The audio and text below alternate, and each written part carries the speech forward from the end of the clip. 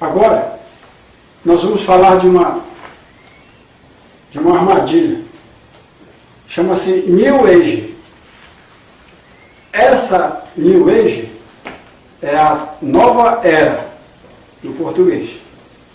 Essa New Age é diabólica. Preste atenção nisso. Né? A New Age é a nova era brasileira. Nova era e New Age é a mesma coisa. Nova era é um poder satânico, é um postulado. Postulado satânico. O que é um postulado? Postulado é um princípio não demonstrado, ou seja, uma coisa disfarçada. É um princípio não demonstrado de um argumento ou de uma teoria. Né? Só que ele é disfarçado. Ela existe, mas existe de uma forma bonita. Eu comparo o postulado da New Age como você chegar numa panificadora bonita, uma panificadora grande, espelhado todo o comércio, todo espelhado. Para todo lado que você olha, você se vê nos espelhos. Mas eu cansei de ver, estou cansado de ver aquele luxo todo, mas infelizmente muitas vezes eu olho para dentro das estufas e está assim, trançando daqueles insetinhos pretos voadores. Sabe qual é, né? Pois é. Isso sem falar nos bastidores, que é o disfarce. O disfarce é lá na frente, né? Os bastidores, eu digo, mais uma vez eu digo com conhecimento de causa, que eu trabalhei para o dono de uma panificadora 3 anos construindo para ele. Eu era o oficial, o construtor oficial dele, tudo, faz tudo dele na construção civil. Reforma, muro, pintura, enfim, tudo que precisasse em termos de construção civil, era eu. E eu sei muito bem como funciona o fundo de uma panificadora. Pode ser que haja exceções, não vou dizer que não tenha, né? Mas, meu amigo, meu amado, nem queira saber os bastidores de uma padaria. Então, a New Age é isso. Uma vitrine toda decorada, enfeitada e tal. Coisa mais linda quando você entra assim, coisa mais linda. Né? Você se encanta. Mas lá nos bastidores é que está o bicho de 7 cabeças, o bicho da goiaba. Né? Então a nova era é assim. Ela tem o sentido de incubado, disfarçado, ou seja, na vitrine é belo. Porém nos bastidores é medíocre e nocivo. Né? Postulados de Satanás estão latentes em todo o universo, ou seja, disfarçado, dissimulado em várias formas, até mesmo de forma altruística. Tem muito postulado aí, disfarçado em coisas altruísticas, que diz que é para fazer o bem para a humanidade. Cuidado. Chame pelo Espírito Santo para ele revelar para você, se é verdadeiro ou se é falso. É para isso que ele está aqui. Então, tem postulado disfarçado em forma de amor. Por quê? Porque Satanás jamais se apresentará como tal, como ele é. Ele vai sempre arrumar um disfarce, porque ele é o rei dos disfarces. A Escritura diz em 2 Coríntios 11, 14, 15, a Escritura me relata para nós que ele se transforma em anjo de luz. Preste bem atenção, pode chegar uma pessoa parecendo um anjo na sua casa e é o diabo. Preste atenção. Chame pelo Espírito Santo de Jesus Cristo, que ele vai lhe mostrar. Né? E o obreiro dele, de Satanás, ele transforma em ministro de justiça. Olha só, ministro de justiça. Os justiceiros da face da terra. Né? São enviados de Satanás. São seus comandados. Mas ele não chega dizendo, olha, o diabo mandou aqui para fazer isso assim, assim com você, para lhe dar isso assim, assim, para lhe falar sobre isso. Não é negativo, ele chega como ministro de justiça, você olha, não, isso é um homem de Deus, é uma mulher de Deus. Cuidado, né? É só um aviso, um conselho. Sofisma.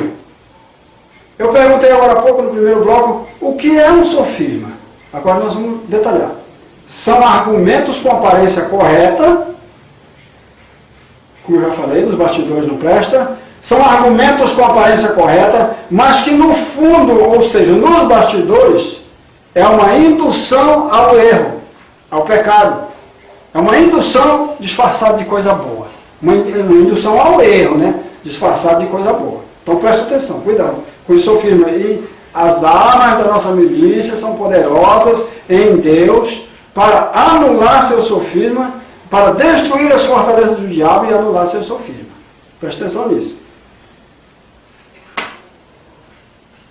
Entre todos os sofismas, você que quer se casar, presta atenção. Entre todos os sofismas preferidos do diabo, o que ele mais tem usado para induzir as pessoas ao erro é a idiosincrasia. Idiosincrasia, o que é isso? É aquele assunto, aquela indução que leva o cidadão ou a cidadã a se tornar um idiosincrático. Claro, ele se torna idiosincrático porque ele foi abastecido pela idiosincrasia diabólica, ou seja, por alguns postulados de Satanás. Tá? Qual o sintoma do idiosincrático? Veja só. O idiosincrático ele tem seu próprio modo de ver as coisas, o seu próprio, preste atenção. Como eu falei lá no princípio da gravação aqui,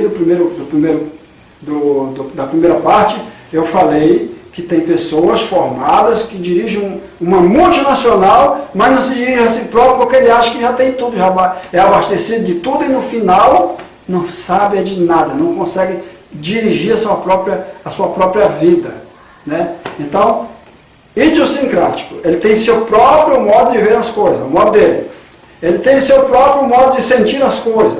Ele tem seu próprio modo de reagir perante o mundo. Né? Para tudo ele já tem as respostas prontas. Né? Tudo que você fala para ele está pronto, na ponta da língua. Né? Do jeito dele, claro. E não aceita sugestão de pai, nem de mãe, nem de irmãos, nem de amigos, nem de namorada, nem de noiva, nem de esposa. Nada e nem ninguém vai demovê-lo dos seus ideais entre aspas, né?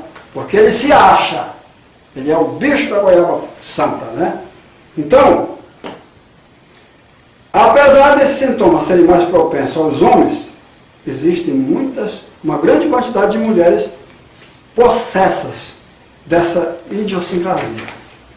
Por quê? Porque o diabo não escolhe sexo. Para ele tanto faz homem ou mulher.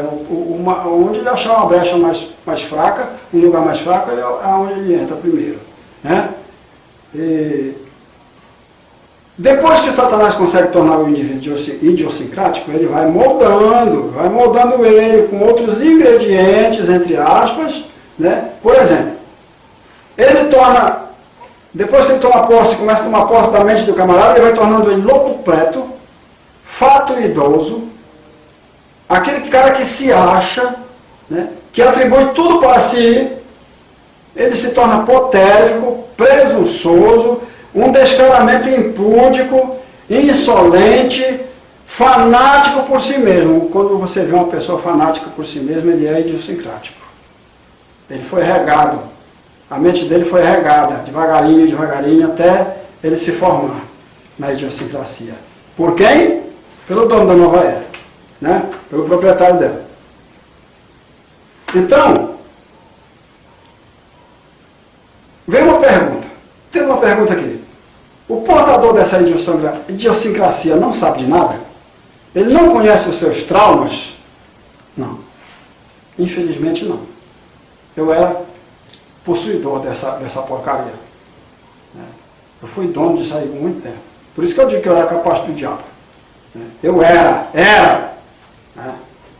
Eu era capaz do diabo porque eu era portador dessa porcariada toda aqui. Ele não conhece porque tudo é ignoto. Ignoto quer dizer incógnito, é misterioso. Né? Nas camadas profundas do seu inconsciente, por isso para ele é ignorado, é desconhecido. Tá? Eu já abordei esse assunto na página 12, quando eu digo que tudo e qualquer sentimento nasce na psique mental e mais. Não tem idade para se manifestar. Tanto pode se manifestar na infância, na adolescência, na maturidade ou na velhice. Tanto faz. O diabo não tem pressa, ele marca plantão até ele achar uma oportunidade boa. Ele não perde parada, ele vai para fazer. Presta atenção nisso, ele vai para fazer. Eu não estou elogiando ele não, mas eu admiro a capacidade da paciência dele. Nada tira ele do seu foco. Enquanto que o ser humano, que às vezes diz que é cristão, diz que eu mesmo sou um. Eu estou falando de mim mesmo, experiência própria. Isto que eu estou fazendo aqui agora, que o Senhor me deu, Ele me deu em 2012, 2013, 2014. Em 2014 ele ordenou que eu fizesse esse trabalho. Olha, 2017. A primeira vez foi em 2008. A primeira missão que Jeová Shaddai me deu foi em 2008, para me ir para o Nordeste, mais especificamente para o estado do Piauí. E eu, como fraco, fui empurrando com a barriga, fui procrastinando e deixei, e até hoje. Agora que nós estamos começando para a honra e glória do nosso Senhor Jesus Cristo, eu espero que nunca mais nós paremos. Enquanto vida tivermos, enquanto Jesus não voltar, eu morro, mas fica outro no meu lugar. Vai assumir, para a glória do nome santo de Jesus. Amém? Então, a importância de aprender de Cristo, preste bem atenção. Por que é importante aprender de Cristo? Para estar apto a ensinar, tanto para as suas crianças, quanto para as crianças dos outros, para o seu vizinho, e você vai ganhando almas para Cristo com isso. Você vai colocando pessoas no caminho santo, no caminho verdade e vida que é Jesus Cristo. Então essa é a importância. E essa importância é para que essas pessoas não venham sofrer como eu sofri. É por isso que é importante. Porque se eu tivesse esse ensinamento quando eu era jovem, quando eu fui jovem, eu me casei a primeira vez com 28 anos. Aliás, com 26 anos eu me casei a primeira vez. O primeiro casamento, a primeira esposa, eu tinha 26 anos, parece. 26 ou 28, negócio assim, porque a minha idade é aumentada 2 anos no documento e às vezes eu faço confusão. Eu sou de 48, mas o documento é 46. Então eu sempre faço assim um negócio assim. Mas foi por aí, 26 ou 28 anos eu tinha. Se eu tivesse isto em mim aqui, dentro do meu coração, eu jamais teria abandonado a minha esposa. Até hoje nós estaríamos comendo feijão junto. Mas eu não tinha nem ela. Nem o pai dela era desviado da Assembleia de Deus, mas isso não vem ao caso. Então, atenção, rapazes e moças que pretendem se casar. Esta é a última parte deste que nós vamos estudar deste livro, porque isso aqui vai muito longe e o tempo é curto, o espaço nosso é reduzido e cronometrado. Se você é um rapaz que deseja um casamento de sucesso, busque em Jesus Cristo, em oração.